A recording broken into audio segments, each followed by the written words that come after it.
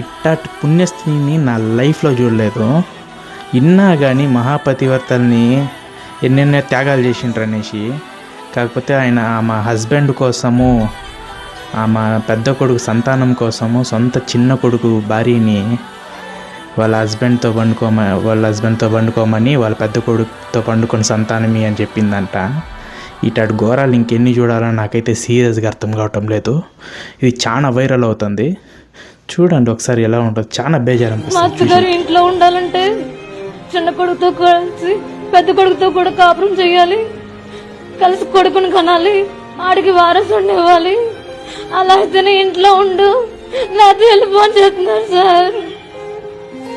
మా బావగారు పక్కన పడుకోబెడతారంట సార్. నన్ను తీసుకెళ్ళి నా కొడుకుని చంపైపోయారు సార్.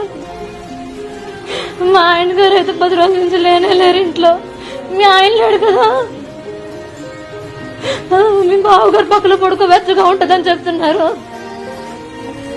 ఆయనతో కలిసి కొడుకుని కనాలంట.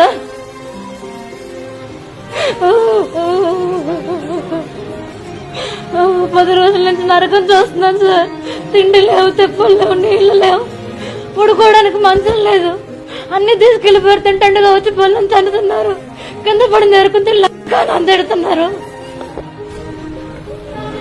చిత్రహింసలు పెడుతున్నారు సార్ మా అత్తగారు.